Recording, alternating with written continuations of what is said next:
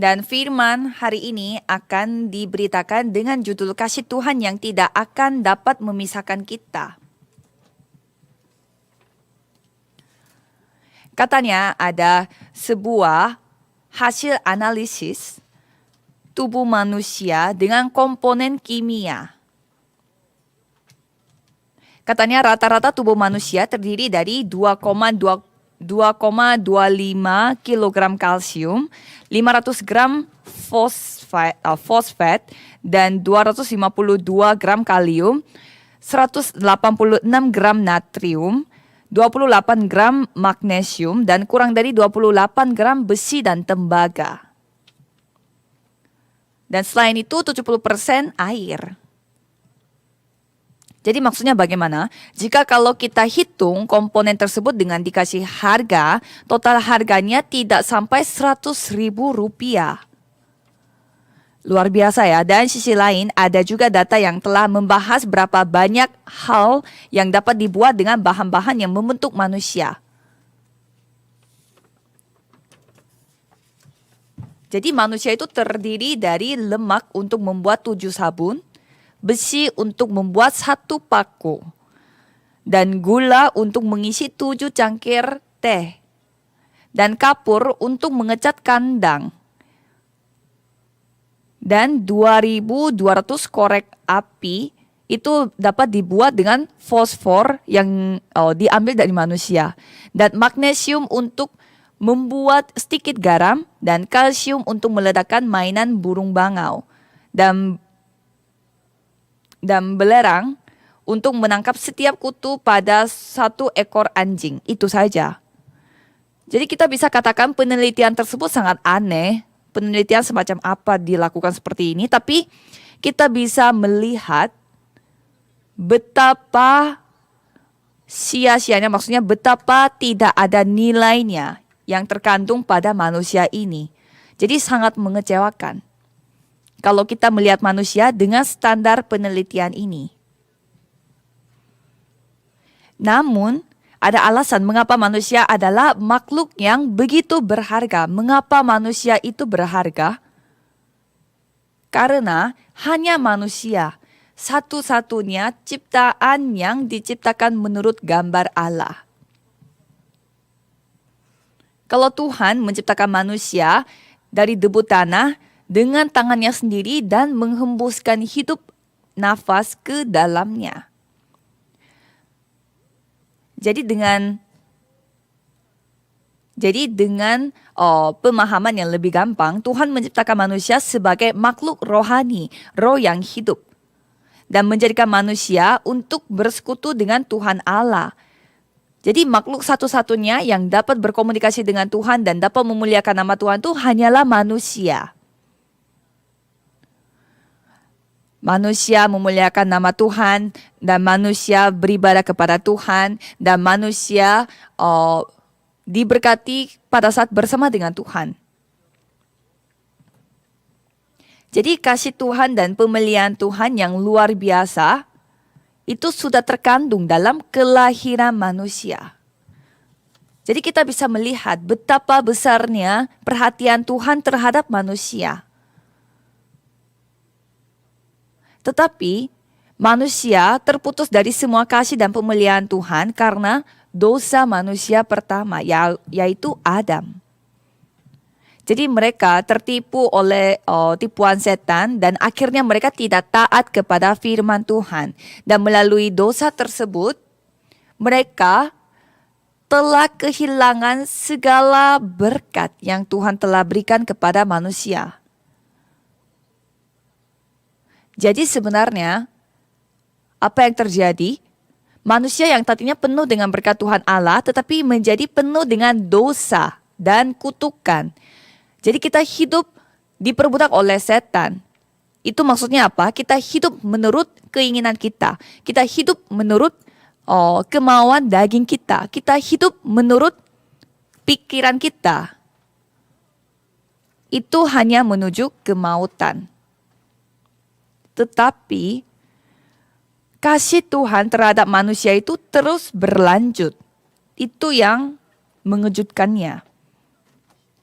Dalam Kejadian 3 ayat 1-6, setelah dosa Adam, Tuhan langsung memberi perjanjian keturunan perempuan dalam Kejadian 3 ayat 15. Aku akan mengadakan permusuhan antara engkau dan perempuan ini, antara keturunanmu dan keturunannya. Keturunannya akan meremukkan kepalamu dan engkau akan meremukkan tumitnya.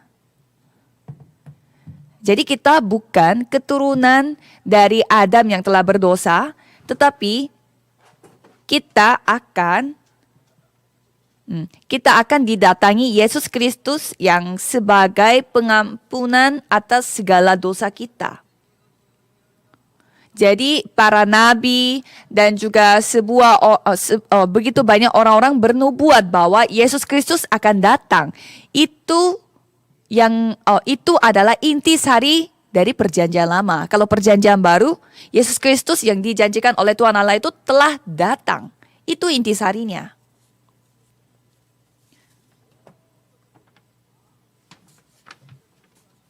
Jadi melalui kedatangan Yesus Kristus, semua perjanjian telah digenapi oleh Tuhan Allah. Dan sekarang kita sudah menjadi anak Tuhan karena melalui kepercayaan kita terhadap Yesus Kristus, dan kita sedang berkumpul bersama-sama sebagai sesama anak Tuhan dan beribadah kepada Tuhan dan menikmati kehidupan kekal yang Tuhan pernah janjikan kepada kita pada awalnya. Dan melalui pasal kitab Roma kita sedang bacakan, kita bisa melihat betapa luar biasanya Injil yang Tuhan berikan kepada kita ini. Dengan dalam bahasa Inggris ini adalah good news, berita yang begitu baik. Itu yang digambarkan oleh Rasul Paulus.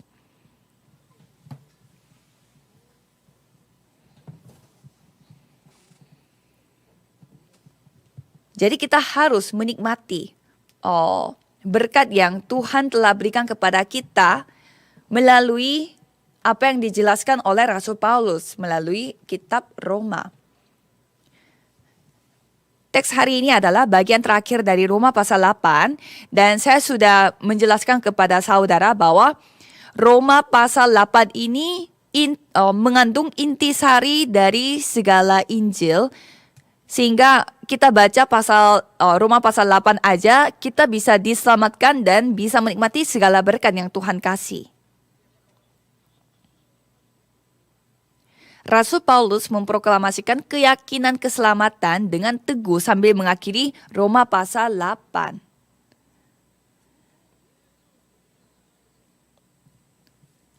Atau kuasa-kuasa baik yang di atas maupun yang di bawah ataupun sesuatu makhluk lain tidak akan dapat memisahkan kita dari kasih Allah yang ada dalam Kristus Yesus Tuhan kita. Itu yang diproklamasikan oleh Rasul Paulus. Itu bersifat kepastian, kekekalan, dan kemutlakan kasih Tuhan Allah terhadap kita. Kita sebagai anak-anak Tuhan yang sudah diselamatkan, tidak boleh kehilangan akan fakta-fakta ini selama kita hidup di dunia ini. Apa perbedaan terbesar antara anak Tuhan dan orang yang tidak percaya? Orang yang tidak percaya, mereka sepintar apapun, sesukses apapun, seberhasil apapun, mereka tidak mengetahui apa itu kasih Tuhan. Tapi kita, anak-anak Tuhan,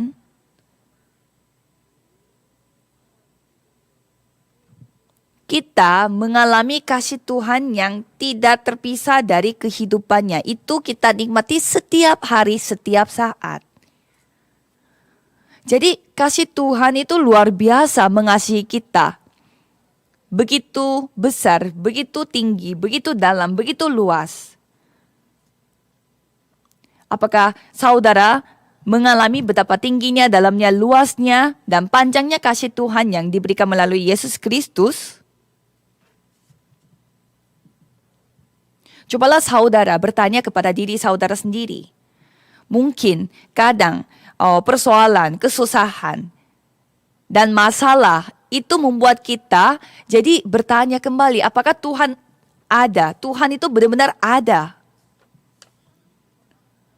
Karena rasanya kita tuh tidak dikasih oleh Tuhan Allah karena kita memiliki begitu banyak masalah. Sehingga kita mencurigai keberadaan Allah.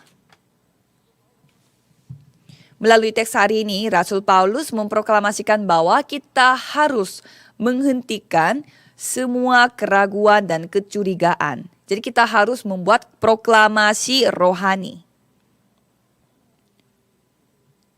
Saya memberkati setiap jemaat gereja jemaat gereja Yewon, supaya saudara dapat mengkonfirmasi kembali betapa besarnya kasih Tuhan dan mengalami kasih Tuhan tersebut yang luar biasa.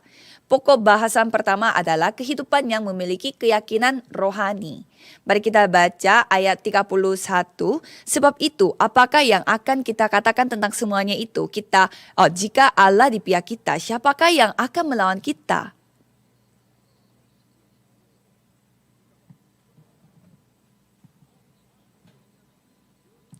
Jadi apa itu?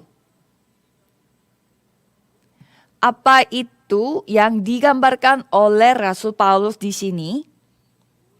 Tentang semuanya itu maksudnya apa? Tentang apa?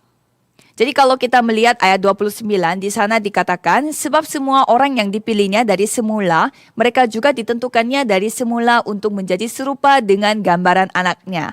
Supaya anaknya itu menjadi yang sulung di antara banyak saudara. Dan mereka yang ditentukannya dari semula, mereka itu juga dipanggilnya. Dan mereka yang dipanggilnya, mereka itu juga dibenarkannya. Dan mereka yang dibenarkannya, mereka itu juga dimuliakannya. Jadi firman ini menunjukkan urutan keselamatan dan perjalanan keselamatan. Jadi di sana dikatakan bahwa Tuhan memilih mereka dan menentukannya dan memanggilnya. Dan itu tugas kita karena Tuhan dan itu kita sebut itu adalah panggilan Tuhan. Dan Tuhan telah membenarkan kita dan memuliakan kita. Jadi melalui 5 tahap tersebut kita dapat melihat gambaran keselamatan secara keseluruhan. Jadi 5 tahap itu apa? Memilih, menentukan, memanggil, membenarkan, dan memuliakan. Jadi pada saat kita menghadapi Yesus Kristus, kita sudah dimuliakan oleh Tuhan Allah. Jadi pada saat kita pergi ke sorga dan berdiri di hadapan Tuhan, itu akan menjadi keadaan kemuliaan kita. Itu yang menjadi tahap terakhir kita pada saat kita masuk ke sorga. Jadi kita tiba-tiba diselamatkan oleh Tuhan karena melalui kesempatan yang secara tidak sengaja terjadi.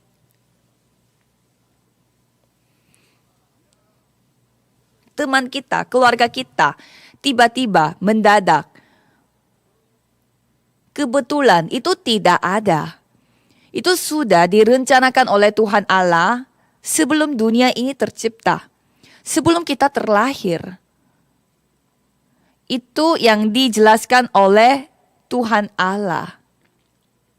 Jadi bukan karena saudara pintar, bukan karena saudara baik, atau bukan saudara orangnya bisa melihat kesempatan saudara diselamatkan, tetapi sudah Tuhan tentukan supaya saudara diselamatkan dan dijadikan anak Tuhan. Jadi Tuhan sendiri yang memanggil kita dan memuliakan kita.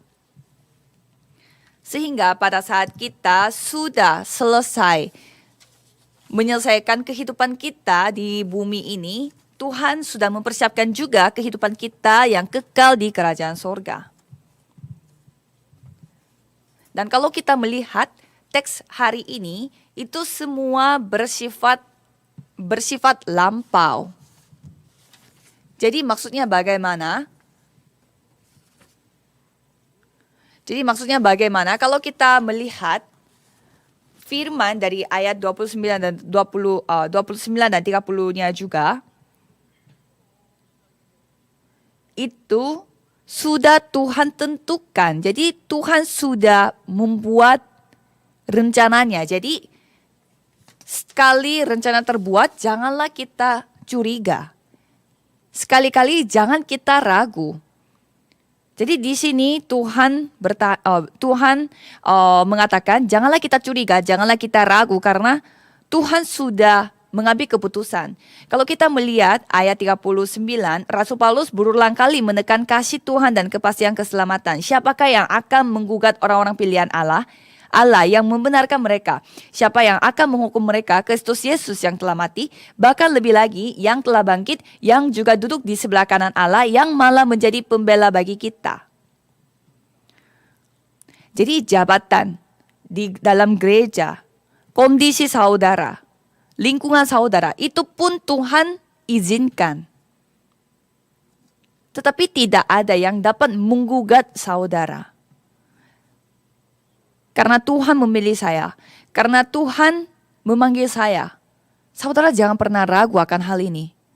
Aduh, saya terlalu banyak dosa yang saya lakukan. Saya tidak mungkin masuk ke sorga. Atau saya tidak yakin saya bisa masuk ke kerajaan sorga. Saya terlalu sering berdosa.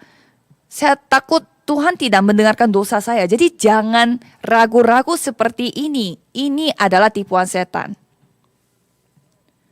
Jadi Rasul Paulus ini menjelaskan kita sudah diselamatkan, sudah diselesaikan masalahnya melalui Yesus Kristus. Jadi janganlah kita tuh jatuh dalam tipuan setan. Itu yang diulang-ulang, ditekankan oleh Rasul Paulus. Apa intisari dari penekanan ini? Kita tidak boleh jatuh dalam rasa bersalah, rasa berdosa. Jadi kita adalah orang berdosa, memang oleh karena itu kita terus berdosa dari bangun tidur sampai kita ketiduran. Jadi jangan sampai kita itu menghakimi kita.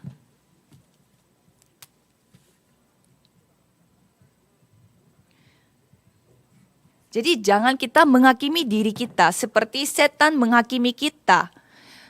Kalau setan terus menghakimi kita, kamu orang berdosa, kamu orang tidak layak, kamu manusia tidak akan diselamatkan. Tetapi Tuhan sudah mengatakan bahwa kita sudah diselamatkan.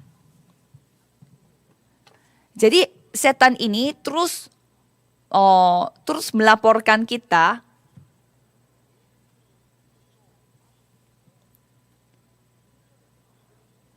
Jadi walaupun di sana setan terus dan kalau Tuhan akan terus membantu kita supaya kita itu tidak jatuh dalam tipuan setan. Di 1 Yohanes 2 ayat 1 di sana berkata bahwa apa yang telah ada sejak semula, yang telah kami dengar, yang telah kami lihat dengan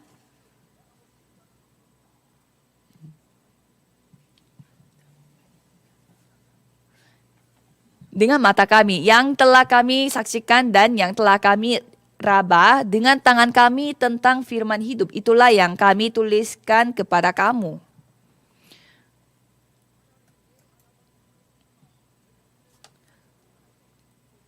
Jadi mengapa Tuhan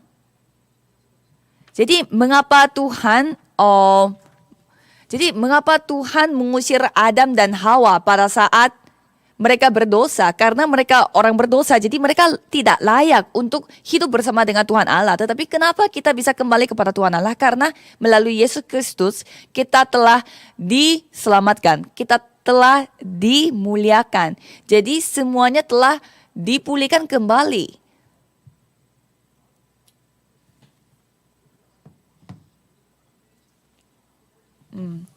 Jadi ada sebuah kisah mengenai Napoleon. Napoleon ini sempat jatuh dari kuda pada saat ia lagi naik kuda. Karena kuda itu tiba-tiba melompat. Dan pada saat itu prajurit terdekat dengan cepat menangkap Napoleon ini dan telah menyelamatkan dari kecelakaan. Sehingga Napoleon mengucapkan terima kasih kepada prajuritnya. Dan Napoleonnya itu mengatakan terima kasih banyak kapten. Sehingga prajurit itu terkejut dan menjawab seperti ini. Yang mulia, saya bukan seorang kapten. Saya hanya seorang prajurit biasa. Dan kemudian Napoleon mengatakan sambil senyum bahwa aku sudah mengangkatmu sebagai kapten mulai saat ini. Sehingga prajurit ini dia menempel tanda pangkat di bahu sejak saat itu. Maka komandan dari pasukan asli melihat ini dan sangat marah. Siapa yang memberi izin untuk memakai tanda pangkat seperti ini? Lalu prajurit ini menjawab, Kaisar telah mengangkat saya sebagai kapten mulai hari ini. Kemudian orang itu tidak dapat berkata apa-apa. Kenapa? Siapa yang bisa dapat proses? Karena Napoleon sendiri, Kaisar sendiri yang mengizinkannya. Orang kaisarnya yang telah mengangkatnya. Jadi siapa yang bisa melawan? Tidak ada yang bisa berkata apa-apa. Jadi secara rohani pun sama.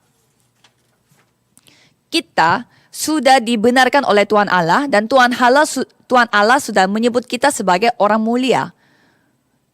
Padahal kita adalah orang berdosa. Mungkin kita orang berdosa yang mungkin kita adalah orang yang paling berdosa. Tidak ada bedanya dengan orang yang kriminal. Jika ada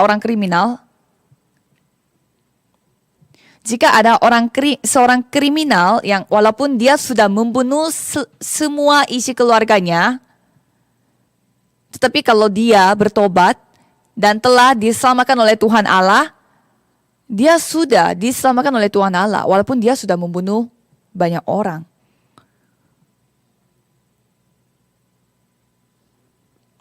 Jadi jangan sampai setan itu sekali mau menipu saudara janganlah tergoyah. Saudara harus melihat segalanya dengan mata rohani, mata iman. Semua masalah, semua hubungan manusia, semua lingkungan, semua kondisi, semua situasi. Saudara harus melihatnya dengan mata iman. Jangan melihatnya dengan iri hati. Jangan melihatnya dengan perasaan yang kecewa. Kalau begitu, saudara bisa hidup diperbudak oleh setan. Mengapa? Karena saudara terus ditipu oleh setan. Jadi saudara hidup di dunia pun walaupun sudah menerima berkat pun hidup seperti orang yang tidak percaya. Jadi sekarang Yesus Kristus sedang duduk di sebelah kanan Allah yang malah menjadi pembela bagi kita, sedang berdoa untuk kita. Dan kita, yaitu anak-anak Tuhan yang memanggil Tuhan Allah itu Bapa kita sendiri, kita dilindungi, dijaga oleh Tuhan Allah karena kita adalah anaknya.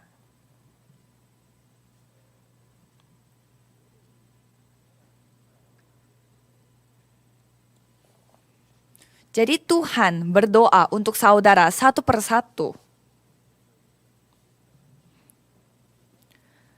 Roh Kudus yang ada di dalam hati kita, Roh Kudus berdoa untuk kita. Jangan sampai saudara itu tergoyah dengan hal-hal yang terlihat di mata. Itu adalah hal yang terlalu sepele bagi kita. Jadi saudara harus beda level, beda kelas, beda pola pikir. Janganlah saudara terikat oleh hal yang kecil seperti ini. Jangan sampai saudara bahas, saya mau hidup, saya mau mati, hanya karena hal-hal duniawi, hal yang sepele. Tapi saudara harus terus menantang diri secara rohani. Saya memberkati saudara sekalian supaya saudara terus nantang diri secara rohani. Pokok bahasan kedua adalah kehidupan yang penuh kemenangan. Ayat 35 dan sampai 37 mengatakan, siapakah yang akan memisahkan kita dari kasih Kristus? Penindasan atau kesesakan atau penganiayaan atau kelaparan atau ketelanjangan atau bahaya atau pedang. Seperti ada tertulis, oleh karena engkau kami ada dalam bahaya maut sepanjang hari. Kami telah dianggap sebagai domba-domba sembelihan. Tetapi dalam semuanya itu kita lebih daripada orang-orang yang menang oleh Dia yang telah mengasihi kita. Jadi Rasul Paulus menekankan bahwa tidak ada yang dapat memisahkan kita dari kasih Kristus. Kemudian dia menyebutkan 7 elemen yang menyebabkan kesalahpahaman bahwa kita terputus dari kasih Tuhan ini. Pertama, penindasan. Penindasan mengacu pada penderitaan yang ditimbulkan dari lingkungan luar. Dan yang kedua, itu kesesakan. Itu mengacu pada kekhawatiran dan kecemasan parah dari pikiran atau batin. Dan penganiayaan mengacu pada penderitaan demi Yesus Kristus. Dan kelaparan mengacu pada kemiskinan. Dan ketelanjangan mengacu pada kelaparan dan kemiskinan. Dan bahaya dan pedang mengacu pada berbagai ancaman dan keamanan dan ancaman bagi keamanan dan kehidupan. Jadi elemen-elemen ini memang kelihatannya sangat bahaya, tetapi Rasul Paulus menjelaskan bahwa hal-hal tersebut tidak dapat memisahkan kita dari kasih Tuhan.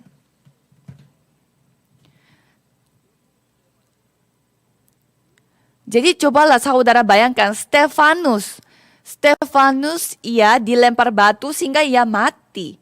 Tetapi pada saat kematian Stefanus, Yesus Kristus berdiri dan menyaksikan kematian Stefanus tersebut.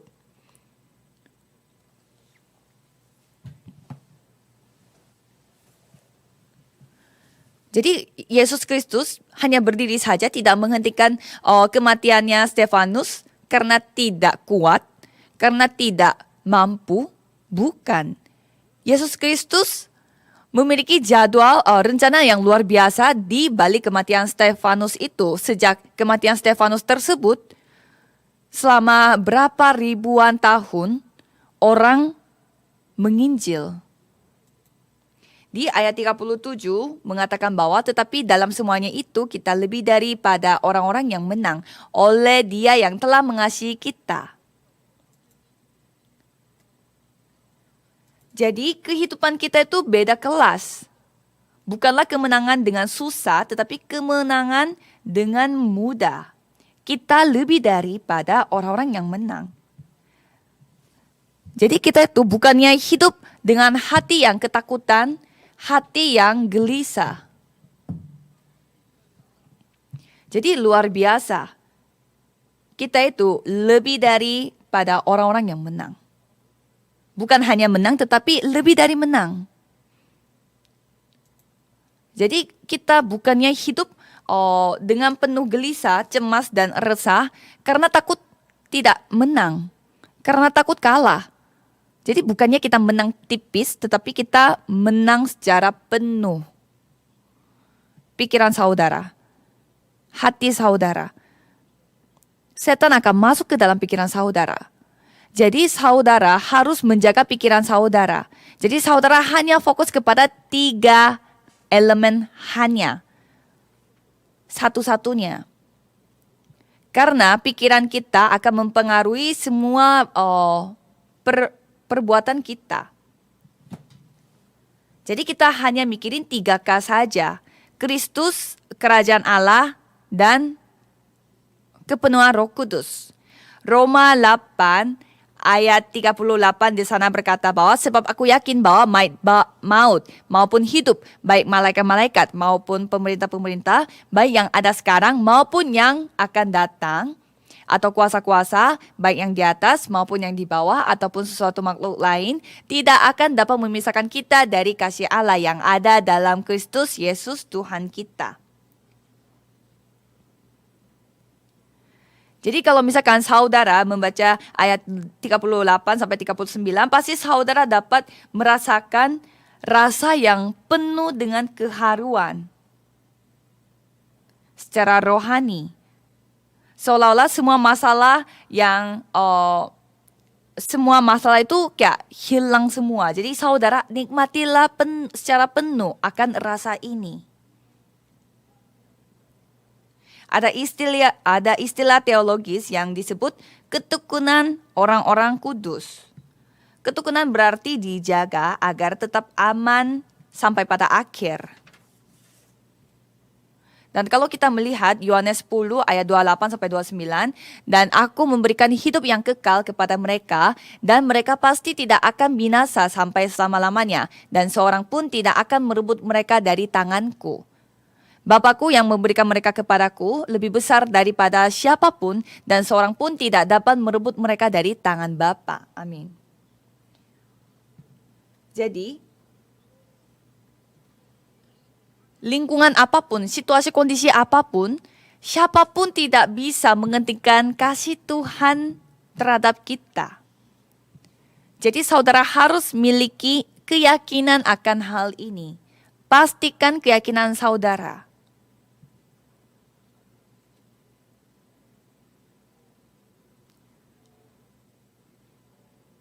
Jadi saya yakin saudara cobalah mengingat semua ayat-ayat di Roma pasal 8. Kita dapat menjalani kehidupan kemenangan jika kita mengetahui hanya ketiga deklarasi dengan yang benar. Deklarasi yang pertama adalah Roma 8 ayat 1 sampai 2.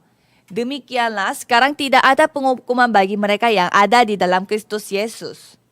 Roh yang memberi hidup telah memerdekakan kamu dalam Kristus dari hukuman dosa dan hukum maut. Amin. Jadi tidak ada yang hubungannya dengan dosa dan hukum maut. Karena kita sudah masuk ke dalam hukum yang hidup.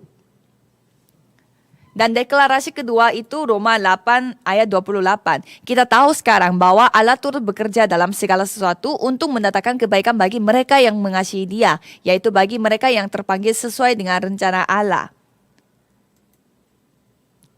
Jadi di dalam Kristus kita memiliki begitu banyak kesaksian. Jadi kita menghafalkan ayat-ayat Roma 8 aja, kita itu bisa melihat bagaimana Tuhan genapi firman-Nya.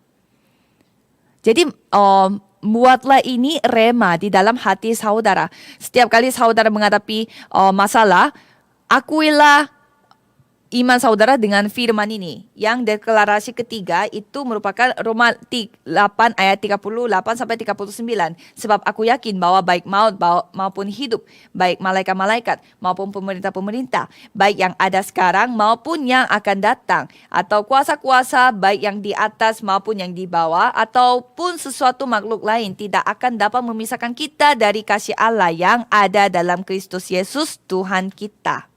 Amin. Jadi saudara harus merenungkan 3 deklarasi ini. Renungkan kembali. Jadi pada saat saudara saat teduh, renungkan 3 deklarasi ini.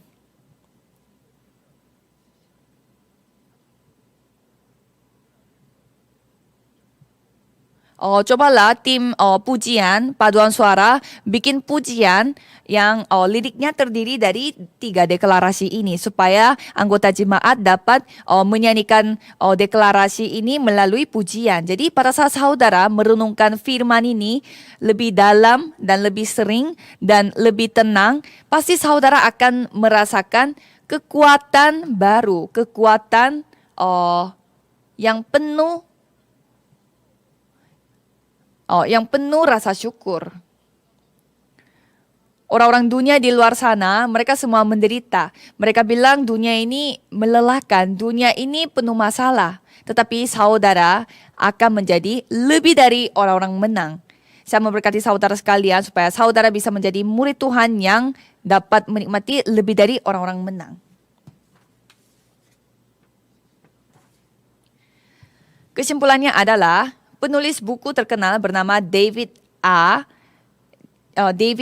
Siemens, dia telah menerbit buku berjudul Pemulihan Hati yang Terpecah berdasarkan pengalaman hidupnya yang memberi nasihat kepada berbagai macam orang Kristen.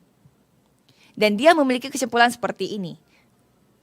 Saya telah bertemu banyak orang Kristen untuk waktu yang lama, dan penyebab utama dari masalah emosional yang mereka hadapi dapat diringkas menjadi 2 hal.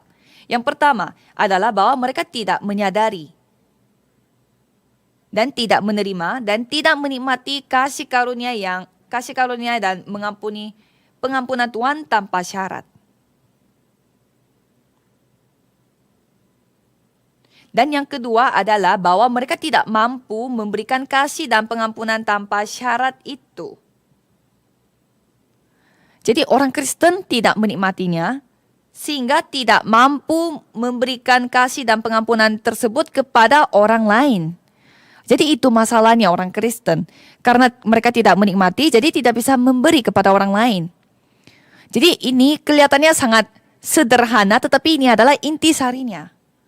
Karena mereka tidak menyadari dan tidak mengalaminya, sehingga mereka tidak bisa memberikan itu kepada orang lain.